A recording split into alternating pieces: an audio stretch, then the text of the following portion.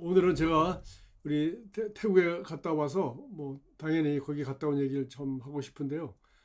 태국에는 다름이 아니라 우리 김민석 목사가 개척한 우리 소위 신약 교회들이 이제 여기저기 이제 세워졌는데 뭐 실제로 제가 가본 곳은 뭐 한두 곳밖에 없습니다. 그리고 그것도 다 몇 년 전에 가봤고 나머지는 지금 뭐이 동네 저 동네 새로운 교회들이 세워진다고 하는데 뭐 어떤 상태인지는 잘 알 수 없었어요. 그런데 이번에 우리가 처음으로 우리 그 태국에 있는 신약 교회들, 다시 말해서 우리 한국에 와서 예수 믿게 되고 또 여기서 신앙생활을 하다가 귀국해서 자기 고향에 가서 근처에 교회를 못 다니거나 아니면 교회가 없거나 해서 자기 집에서 자기들이 배우고 아는 예수 믿는 우리 그리스도의 도를 따라 집에서 예배를 드리고 전도하고 침례도 베풀고 하면서 이제 교회가 이제 생긴 거죠. 그래서 한 사람이 예수 믿고 돌아가서 자기 고향에 지금 교회를 세운 상태인데 뭐 그래서 하여튼 그런 교회들이 있었어요. 있었고 우리 특별히 그 코로나 기간 동안에 사람들 잘 왕래가 좀 어렵고 하는 가운데 더 이 이제 교회에 대한 필요가 절실해서 나름대로 코로나 기간에 모이지 못하고 하는데 집에서 모일 수 있으니까 모이고 또 그렇게 했던 것 같습니다. 그리고 우리 김민성 선교사는 거기서 이제 그런 교회들을 이제 빠르면 한 달에 한 번, 늦으면 뭐 한 달 반, 두 달에 한 번씩 그런 교회를 일일이 이제 방문해서 가서 이제 말씀도 전하고 또 보고도 받고 또 제자들 훈련시키고 하는 이제 그 순회 선교사의 사역을 쭉 그렇게 하고 있었습니다. 근데 이번에는 그런 그 우리 신약교회 우리 개척 멤버들이 우리 가능한 한 당신들이 데려올 수 있는 성도들 몇 사람이라도 데리고 우리가 치앙라이라는 곳에서 우리가 3일 동안 집회를 할 테니까 와 주십시오 그렇게 했더니 사람들이 많이 모였습니다. 모여서 사진에 모였고요. 우리 어린아이들은 제가 이번에 상황 보고 보니까 한 25명을 데리고 왔다고. 사실 저는 어린아이들은 생각도 안 했어요. 그냥 당연히 우리 집회하는데 뭐 데려오는 거고 이제 뭐 애들 오라고 한 건 아닌데 막상 어른들이 모이다 보니까 아이들이 2살짜리부터 12살짜리까지 해서 한 20명 아이들이 모여서 이렇게 큰 그룹을 이렇게 됐고요. 그래서 또 이걸 알고 우리 서울에 있는 성도의 교회에서 청년들이 청년 6명하고 또 NCC에서 졸업생 여기 4명 그렇게 해서 10명의 청년들이 이미 준비를 다 해가지고 가서 말씀 전할 준비도 하고 아이들과 놀이하고 찬양하고 뭐 댄스하고 뭐 무용하고 이런 거 하고 그리고 올 때 선물까지 안겨주려고 다 준비해가지고 성도의 교회 청년들이 와서 그 10명이 25명을 아주 잘 섬기는 그런 집회가 동시에 진행되고 있었고 저와 제 아내는 어른들이 하는 모임에 집중적으로 말씀을 나눴습니다. 그래서 제가 이렇게 첫 번째 우리가 소위 말해서 신약교회 뉴 크리에이션 미니스트리 우리 동남아 우리 신약교회 우리 1년에 한 번 열리는 연회를 이렇게 처음으로 이제 갖게 되는데 뭐 내년에도 우리가 이때 또 다시 하기로 했습니다. 태국에는 송크란이라고 해서 불교 무슨 풍습을 따라 우리나라 구정과 같은 그러니까 아주 가장 큰 축제의 기간이고 공휴일이래요. 그래서 송크란 축제가 진행되는 주에 이 사람들도 시간 내기 쉬우니까 이렇게 모였던 것 같고 그러면 해마다 우리 송크란 때 우리가 그러면 우리 신학교회들이 모여서 이런 컨퍼런스를 했으면 좋겠네 해서 우리가 첫 번째 집회를 마치고 왔습니다. 제가 무슨 말씀을 나눌까 생각하는데 일단 제가 가서 성경을 가져온 사람을 제가 못 봤어요. 그래서 일단 성경이 없는 게 아니라 그래서 자 우리 성경 어디 말씀 보겠다 하면 전부 다 스마트폰을 꺼내가지고 이제 찾는 거죠. 그래서 제가 이번에 가서 또 느낀 것도 이제 성경 책 들고 다니는 시대는 이제 지났구나.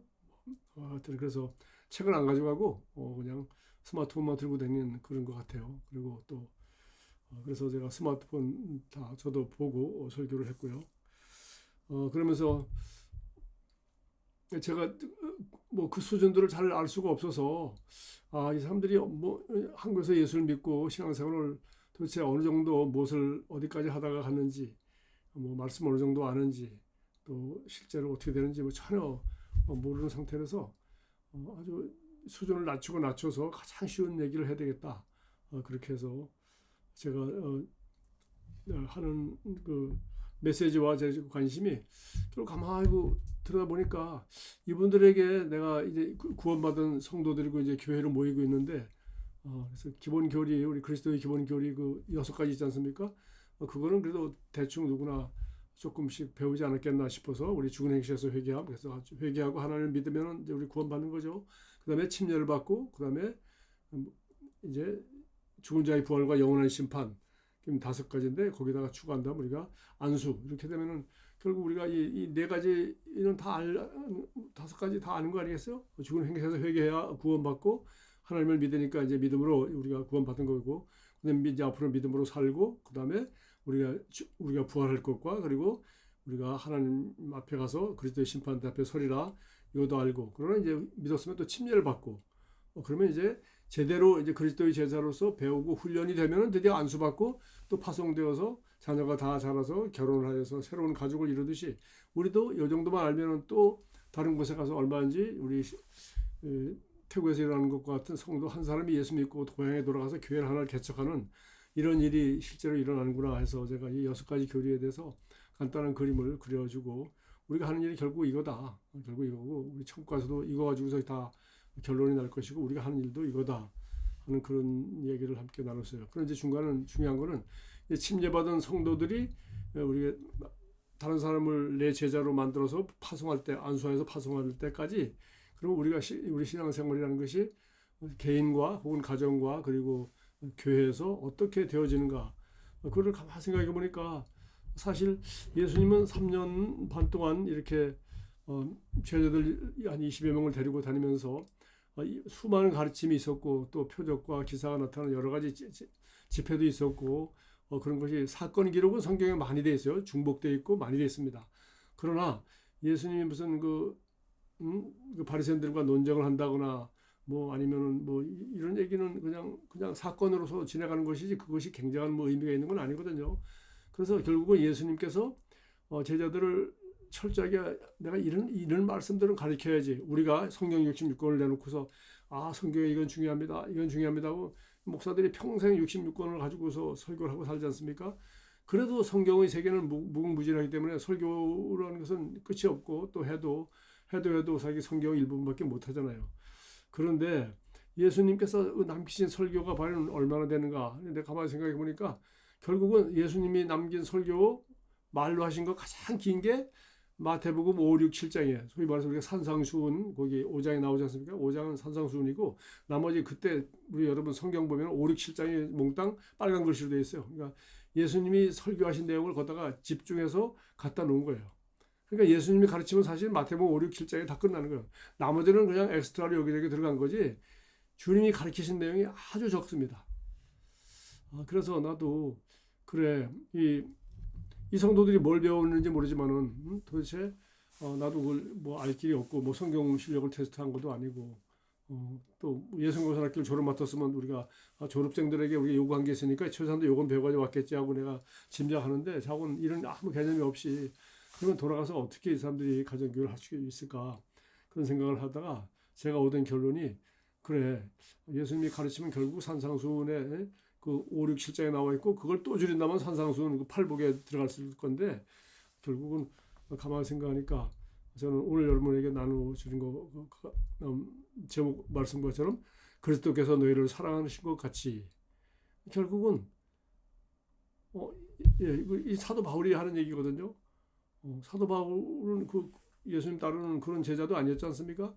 그런데 사도 바울이 어디서 들었다고? 예수님 직접 들은 적이 한 번도 없는 사람인데, 사도 바울은 예수님이 모든 가르침과 모든 그 그리스도의 교리, 그리고 한마디로 그리스도께서 우리를 어떻게 사랑하셨는지 그것에 대해서 알고 보고 그것을 우리가 실천해내는 것이 그리스도인의 삶이다 라고 사도 바울은 해석을 하고 있는 것을 제가 발견했어요.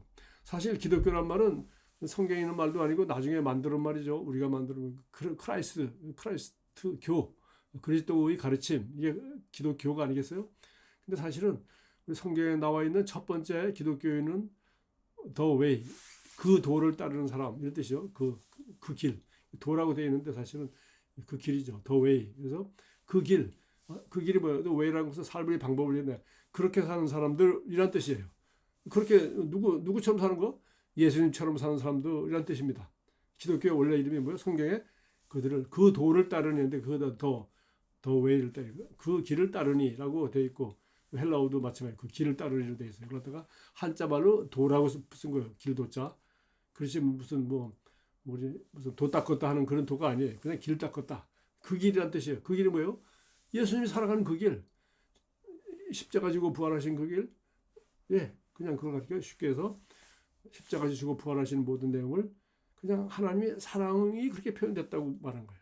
그래서 기독교의 우리가 믿는 메시지 가장 줄인다면은 산상수 4, 5, 6장인데 마태복음 4, 5, 6장인데 5, 6, 7장인데 이것도 줄이고 그러니까 오늘 제가 그래서 이 검색 성경 가지고 이 검색을 딱 하니까 사랑하라 뭐 이렇게 하면 복잡해지니까 사랑하까지 쳐가지고 딱 해가지고 딱 보니까 에베소서에 나와 있는 것만 내가 딱 그대로 순서대로 그냥 복사한 거예요. 뭡니까? 에베소서 5장 2절에 그리스도께서 너희를 사랑하신 것 같이 너희도 사랑 가운데 행하라. 그러니까 성도들이 지금 신약교회라고 모여서 지금 도대체 뭘 하는 거냐? 또 아니면 뭐 전통교회라든가 뭐 온갖 교회가 지금 뭐 수많은 그 스타일의 교회들이 있지 않습니까? 근데 지금 우리 태국에서 이 제자들이 돌아가서 자기 혼자 교회를 하고 있단 말이죠. 하고 있는데 그럼 그들은 무엇을 가르치고 어떤 시스템을 가지고 새가족반을 어떻게 하고 양육반을 어떻게 하고 어떻게 리더십 훈련 과정이 어떻게 되어 있는가 그걸 도대체 알 수가 없어요. 또 예배는 어떻게 드리는지 뭐 보고 들은 대로 대충 하겠죠. 그러나 성경은 아무것도 묻지 않고 그냥 이렇게 얘기했어요. 그리스도께서 너희를 사랑한 것 같이 너희도 서로 사랑하라. 예수 믿는 거는 그냥 그리스도께서 우리를 사랑하신 것처럼 우리끼리 서로 사랑하는 게 그게 예수 믿는 도리예요. 예수 믿는 도리. 그러고 나니까 성경을 왜 봐요? 복음서를 본다. 그럼 그리스도께서 우리를 어떻게 사랑했는지를 우리가 보는 거예요. 그렇죠? 그런데 구약 성경을 다 읽는다. 그것도 마찬가지죠. 그것도 그럼 뭐 이제 우리가 이제 그리스도가 아니라 구약 성경하면 하나님이 되겠죠. 하나님이 세상을 이처럼 사랑하사 독생자를 주셨으니 이제 이렇게 해서 구약으로 따지면 그렇게 하면 되겠죠. 왜? 하나님이 세상을 이처럼 사랑하사 독생자를 주시겠다는 예언이 그대로 나와 있잖아요. 그리고 독생자 하나밖에 없는 아들을 하나님 말씀에 순종하여 바친 아브라함의 얘기가 또 나오잖아요. 그러니까 이게 우리가 다 구약 성경을 통해서 하나님이 우리를 아들을 주시기까지 어떻게 사랑했는지 우리 또 구약 성경을 그렇게 해석할 수 있는 거죠. 신약 성경은 복음서 그대로 예수님은 우리를 어떻게 사랑하셨는지 그 내용을 기록하고 있는 건 아니죠. 그러니까 우리가 무슨 뭐 성경을 공부하고 무슨 책을 공부하고가 아니라 그냥 성경을 읽으면서 그리스도께서 우리를 어떻게 사랑하셨나 그거를 연구해서 우리가 너희도 서로 사랑하라 그걸 갖다 이제 우리끼리 그렇게 하면 된다는 거예요. 그는 우리를 위하여 자신을 버리사 향기로운 제물과 희생 제물로 하나님께 드리셨느라. 그래서 그렇게 우리를 어떻게 사랑했냐? 이게 자기가 사랑하는 상대방을 위해서 사랑하는 사람을 위해서 향기로운 제물과 희생 제물로 자기 목숨을 그 사랑의 제단의 제물로 바쳤다는 거예요. 이건 무슨 더 이상 제가 설명이 필요 없죠. 이제 구약 성경 그 제사 언어로 썼는데 사실은 사랑하는 그 대상을 위해서 자기 목숨, 자기 몸을 내어놓는 그런 일이죠. 그래서 우리가 전쟁터에서 우리 전우를 위해서 대신 총알바지가 됐다든지 이런 거 우리가 그렇게 얘기하기도 하는데 어쨌든 제가 고민하면서 이번에 그 태국에서 느낀 아주 결론입니다. 도대체 이 사람들한테 어디까지 성경을 가르치고 저도 시간이 딱 세 번밖에 없었는데 무슨 얘기를 할 것인가? 그러면은 그들에게 성경을 많이 가르쳐서 또 이런 시스템을 따라서 이런 과정을 해라, 이런 과정을 가르쳐라. 그건 그냥 할 수 있으면 도움이 되면 좀 하는 거고요. 사실은 이미 그냥 성경에 적혀 있고 또 그들이 예수 믿음으로 말미암아 자기 각자가 경험한 게 있을 거 아니겠어요? 자기 경험한 그리스도께서 나를 어떻게 사랑했는지 그거를 내가 성경에서 배운 대로 내가 경험한 대로 그걸 배운 만큼 우리가 너희도 성도들끼리 너희 사람들이죠. 우리 제자들끼리 서로 사랑하는 것 그것이 우리 신학교회가 걸어야 할 삶의 메시지다. 두 번째 교절은 에베소 5장 25절입니다. 남편들아 아내 사랑하기를 그리스도께서 교회를 사랑하시고 그 교회를 위하여 자신을 주심같이 하라. 똑같네요. 대상만 너희도가 아니라 남편에게 아내를 사랑하라고. 그러니까 뭐 이웃을 내 몸같이 이웃 대신에 여기는 남편이라는 사람과 아내의 사이를 얘기했어요. 그리고 너희도 사랑하라. 제자들끼리 서로 사랑하는 얘기인데 제자들이란 대신에 그냥 구체적으로 남편들에게 아내를 사랑하라고 하는 얘기가 에베소 5장 25절에 나옵니다. 그리스도께서 그 기준은 교회를 사랑하신 것처럼, 그래서 그 사랑하셔서 어떻게 해요?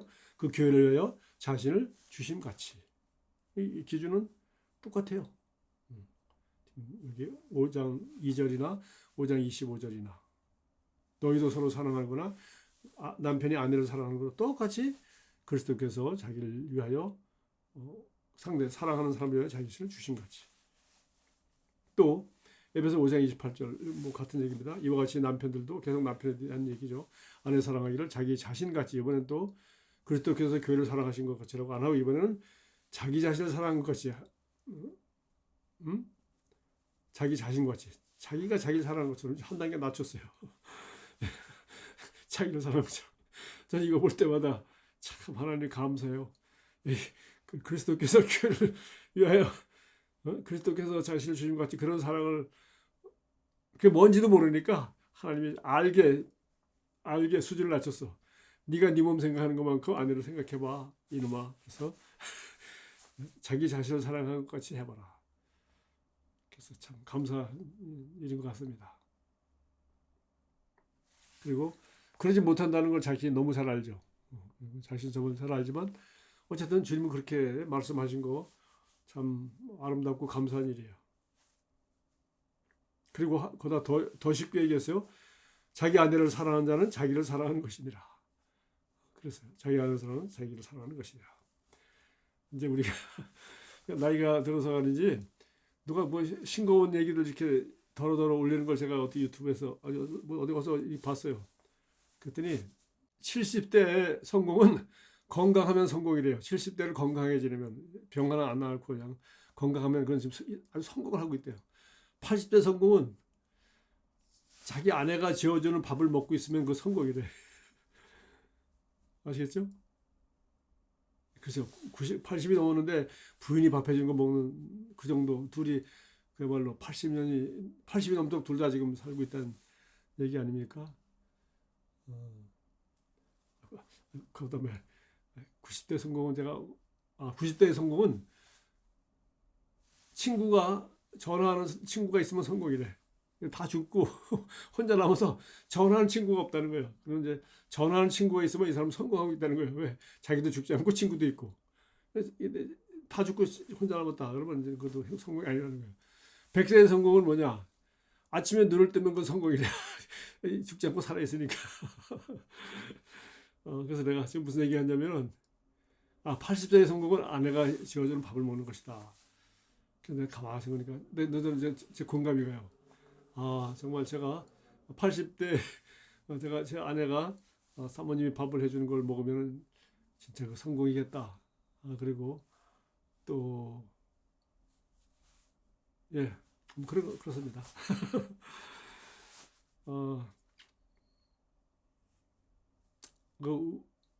왜 그런 얘기를 하냐면 사실은 자기 아내를 사랑하는 자는 자기를 사랑하는 것이라고 그랬잖아요. 그죠? 예. 아내가 건강하기를 바라면 사실은 아내를 사랑해서 아내가 건강하길 바라는 것이 아니라 건강한 아내가 있어야 80에 대해서 밥 뜯어 먹는 거예요. 근데 아내가 쓰러져 누워있으면 어떻게 해요? 내가 밥 해야 되고 수발 들어야죠. 그러면서 사실은 아내를 사랑한다는 게 사실은 네가 너 사랑하는 거야. 라고까지 수준을 자꾸 낮추셨어요. 교회를 사랑하신 것 같이 그렇게 자신을 주라 그러더니 남편에게 그것도 좀 힘들면은 네가 네 몸 생각하는 것만큼 아내를 생각해라. 왜냐? 그는 네가 아내를 사랑하는 것이 아니라 네 자신을 사랑하는 거야. 라고 남편들이 하도 못 알아들어 먹겠으니까 바울이 이렇게 말하고 있어요. 저는 참 공감이 합니다. 그러나 또 마지막은 에베소 5장 33절입니다.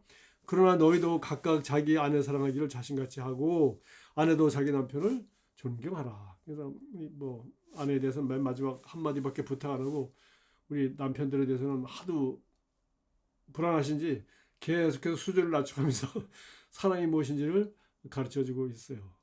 그래서 그러나 그냥 여러분 좀 재밌게 들으시고, 그러나 제일 마지막 원리는 맨 마지막 그 제가 에베소서에 나와 있는 그냥 사랑에 대한 순서대로 한번 쭉 성경 구절을 내가 찾아본 거고요. 정말 이 사랑에 대한 이 아주 원리, 하나님은 갈라디아서 5장에 이렇게 말하고 있어요.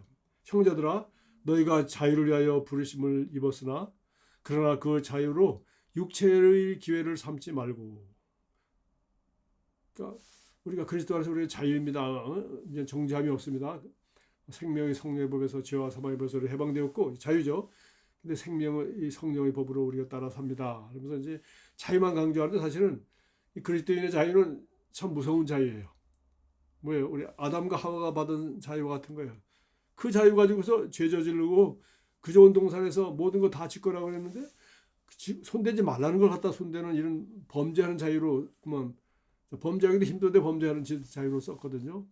그래서 우리 그리스도인의 자유도 우리가 그리스도 안에 정죄함이 없다, 새로운 피조물이 되었다, 우리가 좋은 구절 앞 구절만 얘기할 게 아니라 사실은 그 자유를 육체의 기회로 삼지 말고, 그래서 오직 사랑으로 서로 종로로 타라. 그러니까 내가 가진 자유를 다른 사람을 사랑하기 때문에 섬기는데 자발적인 종을 하려는, 그게 바로 사랑이죠.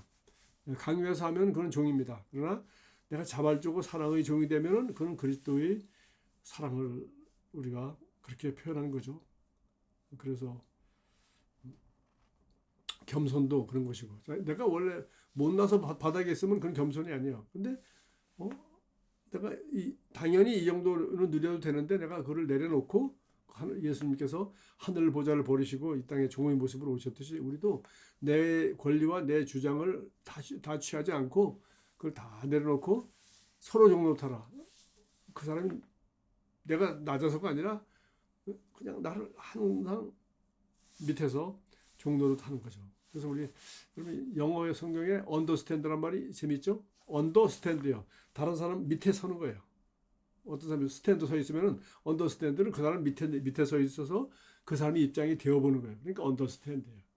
사실 종로로, 사랑으로 종로로 타는 것도 종의 마인드를 가지고서 내가 종이라면 그리스도께서 그런 태도로 하셨듯이 한 발짝 밑에서 사랑으로 그 사람을 섬기려고 할 때 우리는 그 하나님이 주신 육체의 기회를 가장 잘 활용하는 것이다. 그래서 14절에도 온 율법은 내 이웃을 사랑하기를 내 자신같이 하라 하신 말씀에서 이루어졌다.